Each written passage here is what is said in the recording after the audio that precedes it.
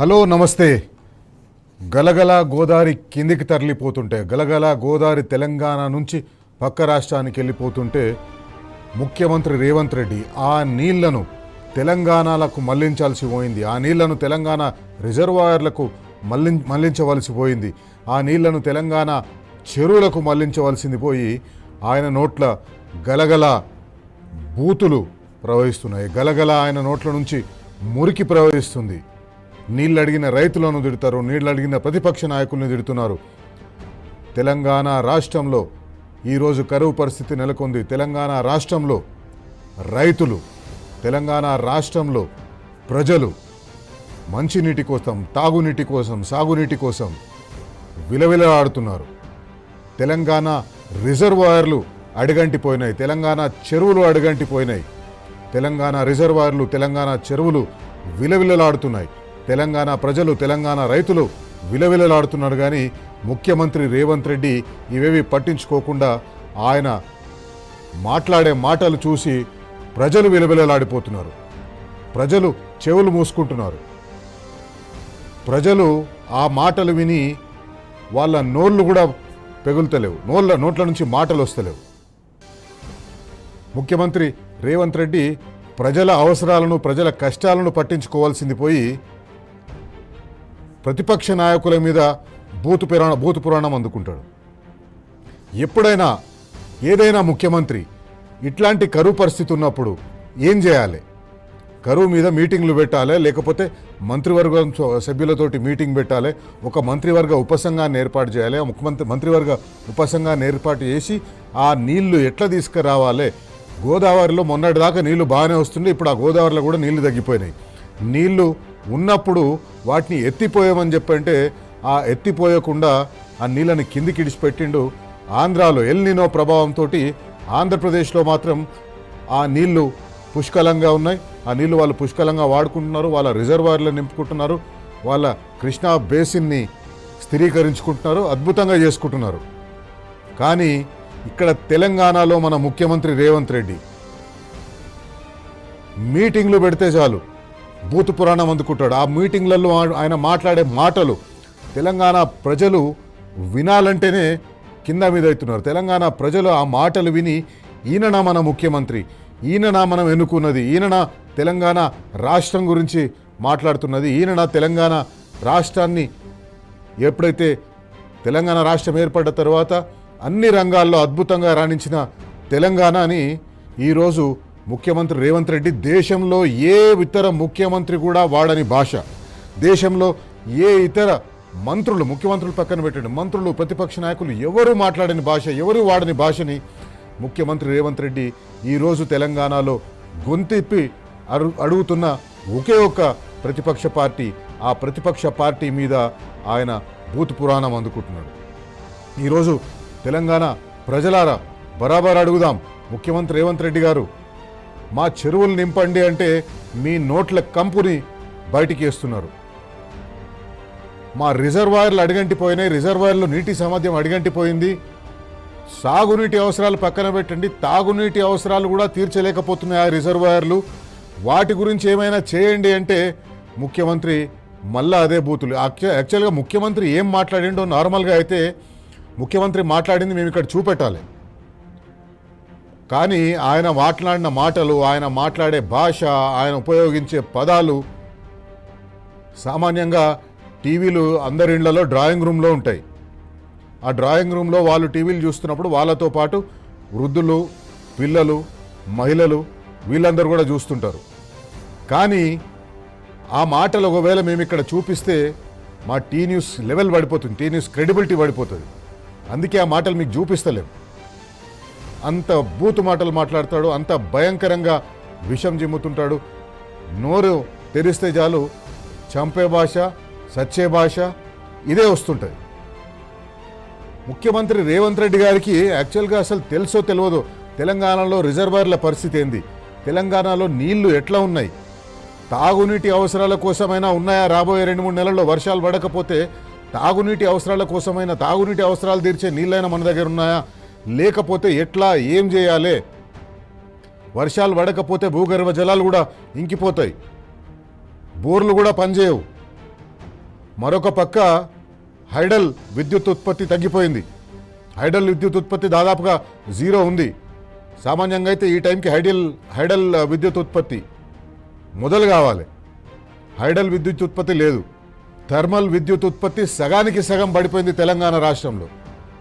23-24 వేల మెగావాట్ల ఉత్పత్తి సామర్థ్యం తెలంగాణలో ఉంటే అది ఈరోజు 13-14 వేల మెగావాట్ల సామర్థ్యానికి పడిపోయింది.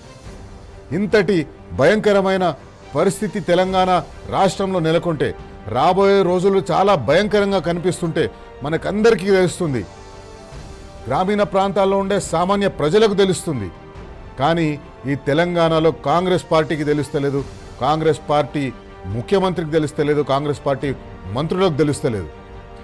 మాట్లాడితే ఎల్నినో ఉంది అని చెప్పేసి అంటారు. కానీ మీ ప్రిపేర్డ్నెస్ ఏంది? మీరు ఎట్లా తయారైనరు ఆ ఎల్నినో నుంచి తప్పించుకోవడానికి, ఎల్నినో బాధల నుంచి ప్రజలను తప్పించుకోవడం కోసం? ఏ ఎల్నినో వచ్చిన సందర్భంలో అయితే తెలంగాణ దాన్ని ఎదుర్కోవాలని సంకల్పించి తెలంగాణ రాష్ట్రం ఏర్పడ్డ తర్వాత ఇన్ని రిజర్వాయర్లు కట్టుకొని మిషన్ కాకతీయ ద్వారా చెరువులను పూడికలు తీసుకొని చెరువులను నింపుకొని అన్ని ప్రయత్నాలు చేస్తుంటే ఈరోజు అధికారంలో ఉన్న వాళ్ళు ఏ ఒక్క ప్రయత్నం కూడా చేస్తలేరు. ఎంతసేపు కమిషన్లు వచ్చే పనులు తప్పిస్తే ప్రజల కన్నీళ్లు తుడిచే పనులు మాత్రం చేస్తలేరు. అందుకే ఒకసారి మనం ఈ రిజర్వాయర్ల లెవెల్ చూద్దాం. గోదావరి బేసిన్లో చూద్దాం. ముందు గోదావరి బేసిన్లో డెడ్ స్టోరేజ్కి చేరుకున్నాయి దాదాపు అన్ని రిజర్వాయర్లు, అన్ని చెరువులు డెడ్ స్టోరేజ్ చేరుకున్నాయి. శ్రీరామ్ సాగర్ పూర్తి నీటి సామర్థ్యం 90.31 టీఎంసీ ఉంటే ప్రస్తుతం అక్కడ మనం వాడుకోదగ్గ నీళ్లు 0.28 టీఎంసీలు మాత్రమే. 90.31 టీఎంసీల దాన్ని పూర్తి సామర్థ్యం అయితే మనం వాడుకోదగ్గది 0.28 టీఎంసీలు మాత్రమే. అంటే ఎంత అడుగంటిపోయినాయో చూడండి. అక్కడ నీళ్లు లేవు. తాగునీటికి నీళ్ళు ఇద్దామంటే కూడా కరువు వస్తే రేపు పొద్దున ఒక 15-20 రోజులు అయిన తర్వాత. ఎందుకంటే వర్షాలు పడకపోతే ఆ నీరు ఇంకా ఇంకిపోతుంటుంది. ఎండలు ఇట్లనే ఉంటే ఆ నీరు ఆవిరైపోతుంటుంది, తగ్గిపోతుంది. 0.28 టీఎంసీల కంటే కిందికి వచ్చే అవకాశం ఉంటుంది. అట్లాగే శ్రీపాద ఎల్లంపల్లి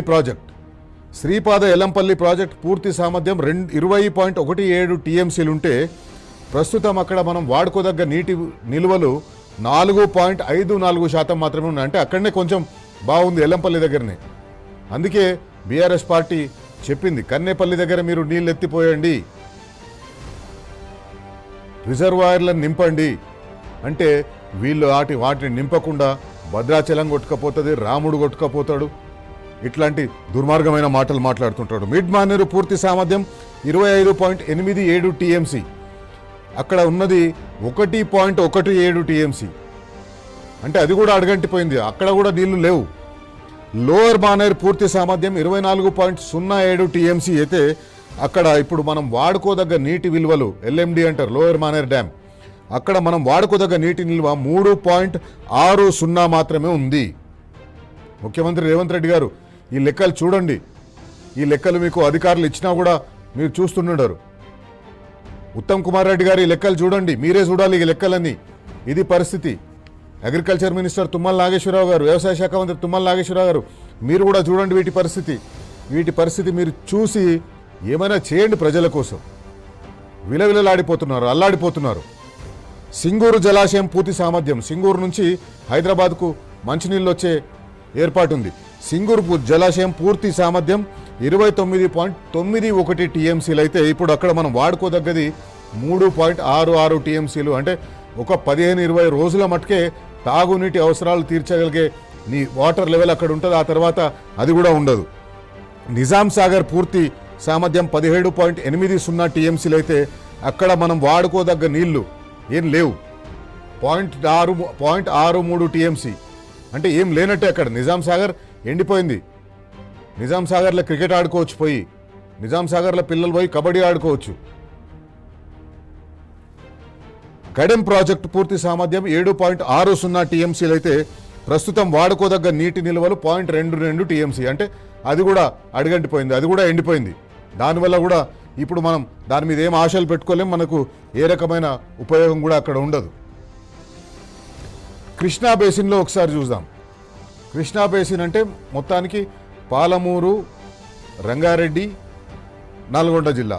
ఈ 3 జిల్లాలకు కృష్ణా బేసిన్ మీద ఆధారపడి ఉంటాయి. నాగార్జున సాగర్లో పూర్తి సామర్థ్యం 312.04 టీఎంసీలు ఉంటే ప్రస్తుతం అక్కడ మనం వాడుకోదగ్గ నీటి నిల్వలు 6.1 టీఎంసీ. అంటే అక్కడ కూడా అడగంటిపోయినాయి, అక్కడ కూడా నీళ్లు లేవు మనకు. శ్రీశైలం జలాశయం వల్ల తెలంగాణకు పెద్ద ఉపయోగం లేదు, ఎందుకంటే అక్కడ నుంచి మనం నీళ్లు తీసుకునే పరిస్థితి లేదు. శ్రీశైలం జలాశయం పూర్తి సామర్థ్యం 215.8 టీఎంసీలు ఉంటే ప్రస్తుతం అక్కడ 4.3 టీఎంసీలు మాత్రమే ఉన్నాయి. శ్రీశైలం ప్రధానంగా తెలంగాణకు ఉపయోగపడేది విద్యుత్ ఉత్పత్తి కోసం. అక్కడ విద్యుత్ ఉత్పత్తి చేసే పరిస్థితి లేదు, ఎందుకంటే 4.3 టీఎంసీలు మాత్రమే ఉన్నాయి. జూరాలలో పూర్తి సామర్థ్యం 9.66 టీఎంసీలు అయితే అక్కడ ప్రస్తుతం వాడుకోదగ్గది 1.66 టీఎంసీలు మాత్రమే. అంటే అక్కడ కూడా అడుగంటిపోయినాయి, అక్కడ కూడా నీళ్లు లేవు. కోయిల్ సాగర్ పూర్తి సామర్థ్యం 3.9 టీఎంసీలు ఉంటే ప్రస్తుతం అక్కడ 0.45 టీఎంసీలు మాత్రమే ఉన్నాయి. 0.45 టీఎంసీలు అంటే అక్కడ నుంచి ఒక చుక్క నీరు మనం వాడుకోలేం. సాగునీరుకు పక్కన పెట్టండి, తాగునీరు కూడా వాడుకోలేని పరిస్థితి అక్కడ. శంకర సముద్రం పూర్తి సామర్థ్యం 1.95 టీఎంసీలు ఉంటే అక్కడ 0.25 టీఎంసీలే ఉన్నాయి. ఇంకా 15-20 రోజుల పరిస్థితి ఇట్లనే ఉంటే అది 0.05 టీఎంసీకి వచ్చేస్తుంది. 0.05 అంటే ఏముండదు అక్కడ, గేట్ల దగ్గర పోయి పిల్లలు ఆటలు ఆడుకోవచ్చు, అట్లా ఉంటుంది. మూసీ ప్రాజెక్టు పూర్తి సామర్థ్యం నల్గొండ జిల్లాకు సంబంధించింది. మూసీ ప్రాజెక్టు పూర్తి సామర్థ్యం 4.46 టీఎంసీలు ఉంటే అక్కడ 0.58 టీఎంసీలు మాత్రమే ఉన్నాయి. భీమా పూర్తి సామర్థ్యం 3.12 టీఎంసీ ఉంటే ప్రస్తుతం వాడుకోదగ్గ నీళ్లు అక్కడ 0.3 టీఎంసీలు మాత్రమే ఉన్నాయి. ఇవన్నీ అడుగంటిపోయినాయి, ఈ రిజర్వాయర్లు అన్నీ అడుగంటిపోయినాయి. మన కాళేశ్వరంది తీసుకుందాం ఒకసారి. కృష్ణా బేసిన్ అయిపోయింది, గోదావరి బేసిన్ అయిపోయింది. ఏ కాళేశ్వరం ప్రాజెక్ట్ అయితే నీళ్లు ఎత్తిపోసి గోదావరి పారని ప్రాంతాలకు కూడా గోదావరిని తీసుకుపోయే పథకం ఉందో ఆ పథకంలో మనం ఒకసారి ఆ లెవెల్ చూద్దాం. కాళేశ్వరం పరిధిలో అన్ని జలాశయాల్లో నీళ్లు అడుగంటిపోయినాయి. Lakshmi barrage, Saraswati barrage, Parvati barrage, ఈ 3 దగ్గర చుక్క నీళ్లు లేవు, ఎండిపోయినాయి, ఇసుకలు కనిపిస్తున్నాయి మనకు. అట్లాగే మల్లన్న సాగర్ పూర్తి సామర్థ్యం ఏ కాళేశ్వరం ప్రాజెక్టులో భాగంగా అయితే మనం మల్లన్న సాగర్, కొండపోచమ్మ సాగర్, రంగనాయక సాగర్, అనంతగిరి రిజర్వాయర్లు మనం నిర్మించుకున్నామో ఆ రిజర్వాయర్ల పరిస్థితి ఏంటంటే మల్లన్న సాగర్ పూర్తి సామర్థ్యం 50 టీఎంసీలు, ప్రస్తుతం ఉన్న నీటి నిల్వ 12.5 టీఎంసీలు, అంటే 25% మాత్రమే ఉన్నాయి అక్కడ. మల్లన్న సాగర్ నుంచి మనము నీళ్ళు తెచ్చుకోవాలి హైదరాబాద్ తాగునీటి అవసరాలు తీర్చాలంటే మీరు ఇంతకుముందు చూసినాం మనం. కృష్ణా నది ఎక్కడైతే నాగార్జున సాగర్ ఉందో నాగార్జున సాగర్లో అక్కడ నీటి నిల్వ 6.1 టీఎంసీ మాత్రమే ఉంది. కొన్ని రోజులైతే అక్కడ నుంచి నీళ్లు తీసుకోలేము, మల్లన్న సాగర్ నుంచే మనం నీళ్లు తీసుకోవాలి, కానీ అక్కడ కూడా 12.5 టీఎంసీలే ఉన్నాయి. కొండపోచమ్మ సాగర్ పూర్తి సామర్థ్యం 15 టీఎంసీలు అయితే అక్కడ 3.8 టీఎంసీలు ఉన్నాయి. వాస్తవానికి మనం ఒకవేళ గోదావరిలో పారిన నీళ్ళని ఎత్తిపోసుకుని ఉంటే ఇవన్నీ కూడా పూర్తి సామర్థ్యంగా ఉండే రిజర్వాయర్లుగా ఉండేటివి, కానీ మనం ఎత్తిపోయలేదు. కాళేశ్వరంని బద్నాం చేయాలని చెప్పి ఆ నీళ్ళని కిందికి ఇడిచిపోయేటట్టు చేసింది, కానీ పైకి ఎత్తిపోయాలని ఆలోచన లేదు. పైకి ఎత్తిపోసి తెలంగాణ రైతులను, తెలంగాణ ప్రజలను, తాగునీటి కోసం అల్లాడుతున్న తెలంగాణ ప్రజలను ఆదుకోవాలనే సోయి లేదు. రంగనాయక సాగర్ పూర్తి సామర్థ్యం 3.5 టీఎంసీలు. రంగనాయక సాగర్ పూర్తి సామర్థ్యం 3.5 టీఎంసీలు అయితే అక్కడ ప్రస్తుతం ఉన్న నీటి నిల్వ 1.2 టీఎంసీలు మాత్రమే. అట్లాగే అనంతగిరి రిజర్వాయర్ సామర్థ్యం 3.50 టీఎంసీలు అయితే అక్కడ 0.85 టీఎంసీలు ఉన్నాయి. వాస్తవానికి ఇవన్నీ కూడా మనం అక్కడి నుంచి నీళ్ళు ఎత్తిపోసుకుని ఉంటే, మనము గోదావరి నీళ్ళు ఎత్తిపోసుకుంటే, కళ్యాణనగర్ కన్నేపల్లి పంప్ హౌస్ దగ్గర నీళ్లు మనం ఎత్తిపోసుకుని ఉంటే ఆ ఎత్తిపోతల పథకం ద్వారానే ఈ రిజర్వాయర్లన్నీ కూడా దాదాపు పూర్తి సామర్థ్యం గల రిజర్వాయర్లుగా మనం అక్కడ నీళ్లు నిలుపుకునే అవకాశం ఉంది, కానీ చేయలేదు. కేవలం కాళేశ్వరం కూలిపోతే కాళేశ్వరం వల్ల ఉపయోగం లేదు అని చెప్పి ప్రతిపక్ష పార్టీని బద్నాం చేసేందుకు మాత్రమే తెలంగాణలో కాంగ్రెస్ పార్టీ ప్రభుత్వం చేస్తుంది, కానీ ప్రజల మీద ప్రేమ లేదు, రైతుల మీద ప్రేమ లేదు, తెలంగాణ తాగునీటి కోసం అల్లాడుతున్న తెలంగాణ ప్రజల మీద ప్రేమ లేదు. అందుకే ఈరోజు మన కార్యక్రమం ద్వారా బరాబర్ అడుగుదాం ముఖ్యమంత్రి రేవంత్ రెడ్డిని తెలంగాణలో వ్యాపారాలు చేసుకుంటున్న రెవెన్యూ శాఖ మంత్రిని. ఏ గృహ నిర్మాణం అయితే ఆయన చేతిలో పెట్టుకున్నాడో ఆ గృహ నిర్మాణ దాంట్లో ఆయన అపార్ట్మెంట్లు, కొత్త కొత్త అపార్ట్మెంట్లు, పెద్ద పెద్ద అపార్ట్మెంట్లు గత 2 సంవత్సరాలుగా వాళ్ళ అధికారంలోకి వచ్చిన 2 సంవత్సరాలుగా రాఘవ కన్స్ట్రక్షన్స్ కడుతున్న అనేక అపార్ట్మెంట్లు పూర్తయిపోయినాయి. ఆ అపార్ట్మెంట్లు పూర్తయిపోయినాయి, అమ్ముకున్నారు. కానీ తెలంగాణ రైతులకు నీళ్ళిచ్చే ప్రాజెక్టులు మాత్రం ఒక్క అడుగు ముందలకేయలేదు, తట్టెడు మత్తెత్తలేదు. వాళ్ళ ప్రాజెక్టులు మాత్రం పూర్తయిపోతున్నాయి.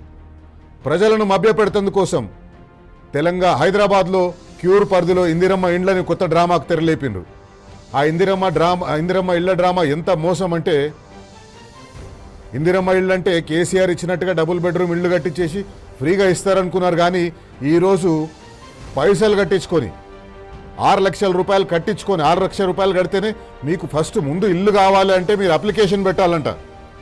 అప్లికేషన్కు 10,000 రూపాయలు తీసుకుంటారంట. ఆ అప్లికేషన్ పెట్టాలంటే రిజిస్ట్రేషన్ చేసుకోవాలి. ఆ రిజిస్ట్రేషన్ చేసుకుంటేందుకు ఒక 100 రూపాయలు, మొత్తం 10,000 ఒక 100 రూపాయలు మీరు ఈరోజు కడితే అప్పుడు మీకు ఇల్లు వస్తుందా రాదా? ఇల్లు వచ్చేదా రాకపోయినా మీరు 10,000 ఒక 100 రూపాయలు కట్టాలి. ఆ 10,000 ఒక 100 రూపాయలు కట్టిన తర్వాత లాటరీ తీస్తారు. లాటరీలలో మీకు వస్తే మీకు ఇల్లు వచ్చినట్టు, లేకపోతే లేదు. ఆ 10,000 రూపాయలు రిఫండబుల్ డిపాజిట్ అంటున్నారు. కానీ ఆ 10,000 రూపాయల రిఫండబుల్ డిపాజిట్ రాష్ట్రం ఉన్న ఆర్థిక పరిస్థితుల్లో ఒక్కసారి వాళ్ళ ఖజానాలకు పోయినాయంటే ఆ ఖజానా నుంచి బయటకు వస్తాయనేది అనుమానం. ఎందుకంటే ముఖ్యమంత్రి రేవంత్ రెడ్డి గారి పాలనలో ఇన్కమింగే ఉంటాయి, పైసలు వాళ్ళకి ఏమైనా వచ్చే ఉంటే తీసుకుంటారు, కానీ ఇచ్చే ఉంటే ఇయ్యరు. మనం చూసినాం ఎన్ని పైసలు మనకి ఇచ్చేది ఉంది, ఎన్ని పైసలు తెలంగాణ రైతులకు ఇచ్చేది ఉంది. 4 రైతు బంధులు ఎగ్గొట్టిండ్రు, విద్యార్థులకు స్కాలర్షిప్లు ఎగ్గొట్టిండ్రు, రిటైర్డ్ ఉద్యోగులకు రిటైర్మెంట్ బెనిఫిట్స్ ఎగ్గొట్టిండ్రు, ఉద్యోగులకు డిఏలు ఎగ్గొట్టిండ్రు.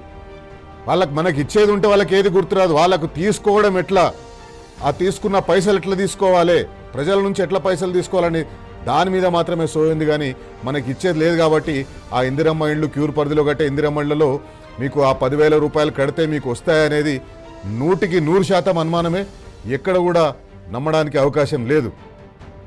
అందుకే ముఖ్యమంత్రి రేవంత్ రెడ్డి గారిని బరాబర్ అడుగుదాం. కాంగ్రెస్ పార్టీ నాయకులను, కాంగ్రెస్ పార్టీ నేతృత్వాన్ని. రాహుల్ గాంధీ గాయబైపోయాడు. తెలంగాణలో ఎన్నికలప్పుడు వచ్చిన రాహుల్ గాంధీ మళ్ళీ ఇంతవరకు ఇక్కడ ముఖం చూపెట్టలేదు. ప్రియాంక గాంధీ ముఖం చూపెట్టలేదు, సోనియా గాంధీ ముఖం చూపెట్టలేదు, మల్లికార్జున్ ఖర్గే ముఖం చూపెట్టలేదు. వీళ్ళెవరూ ముఖం చూపెడతలేరు. ఎంతసేపు మనం ముఖ్యమంత్రి ముఖం చూడాలా, ముఖ్యమంత్రి నోట్ల నుంచి వచ్చే బూతులు వినాలి. ఇది ఈరోజు తెలంగాణ దుస్థితి. అందుకే బరాబర్ అడుగుదాం, టీ న్యూస్ వేదికగా బరాబర్ అడుగుదాం. దేశంలో ఎల్ నినో కరువు కంటే ముందే కరువు తెచ్చిన పాపం కాంగ్రెస్ పార్టీది కాదా? ఈరోజు ఈ కరువుకు బాధ్యత కాంగ్రెస్ పార్టీది కాదా? మన దగ్గర అన్ని రిజర్వాయర్లు కట్టుకున్నాం, పెద్ద పెద్ద కాలువలు తవ్వుకున్నాం, ఆ కాలువల ద్వారా వచ్చి ఆ రిజర్వాయర్లను నింపుకుందాం అనుకున్నాం, అనేక చెరువులను బాగు చేసుకున్నాం, ఆ చెరువులను నింపుకుందాం అనుకున్నాం. కానీ ఈరోజు ఆ చెరువులన్నీ అడుగంటిపోయినాయి, ఆ రిజర్వాయర్లు అడుగంటిపోయినాయి. ఈ పాపం కాంగ్రెస్ పార్టీది కాదా? కాళేశ్వరం మీద పగబట్టి గోదావరి బేసిన్ను ఎండబెట్టింది కాంగ్రెస్ పార్టీ కాదా? బరాబర్ అడుగుదాం.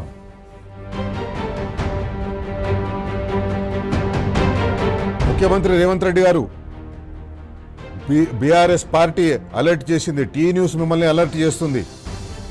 కరువుతో పాటు కరెంటు సమస్య కూడా ముంచుకొస్తుంది. కరెంటు సమస్య ఆల్రెడీ ముంచుకొచ్చింది. హైదరాబాద్లో అప్రకటిత కరెంటు కోతలు నడుస్తున్నాయి. రోజుకు 2 నుంచి 3 గంటల పాటు కరెంటు పోతున్నాయి. లో వోల్టేజ్ సమస్య వస్తుంది. ఇళ్లలో ఉండే ఎలక్ట్రానిక్ ఎక్విప్మెంట్ కాలిపోయే పరిస్థితి వస్తుంది. ముఖ్యమంత్రి రేవంత్ రెడ్డి గారు, ప్రజలను మీరు ఇంతగా కష్టపెడుతున్నారు, ఖచ్చితంగా మూల్యం చెల్లించాలని ఉంటుంది. రానున్న విద్యుత్ సంక్షోభాన్ని ముఖ్యమంత్రి గారు ఎట్లా ఎదుర్కోవాలనే సోయి మీకు ఉందా? బరాబర్ అడుగుదాం. సాగునీళ్లు, తాగునీళ్ల కోసం జనం తనలాడుతుంటే వాటి గురించి, ఆ సమస్యలు ఎట్లా తెలుస్తారో చెప్పవలసింది పోయి మీరు బూతులు మాట్లాడుతున్నారు. మీరు వేదికలెక్కి అడ్డగోలు మాటలు మాట్లాడుతున్నారు. పత్రికలు రాయలేని భాషలు, టీవీల్లో చూపించలేని భాషలు మీరు మాట్లాడుతున్నారు. మీ బూతు పురాణాలతో ప్రజల సమస్యలు తీరుతాయా? ప్రజలకు తాగునీళ్ళు వస్తాయా? ప్రజలకు సాగునీళ్ళు వస్తాయా? బరాబర్ అడుగుదాం.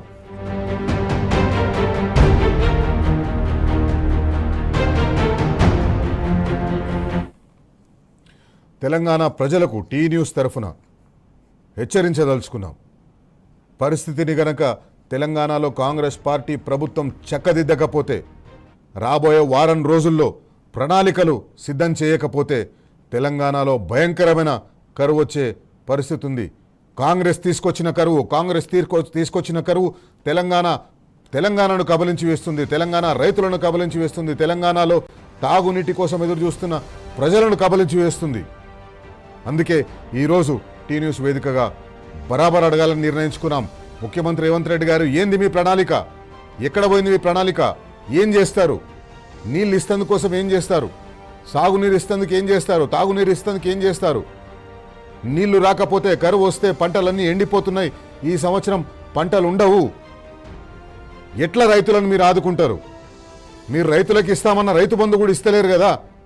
ఒకవేళ నిజంగానే వేసిన నాట్లు ఎండిపోతే, వేసిన పంటలు ఎండిపోతే, వేసిన పత్తి మొక్కలు ఎండిపోతే నష్టం నుంచైనా బయటపడదామంటే రైతు బంధు కూడా మీరు ఇస్తలేరు.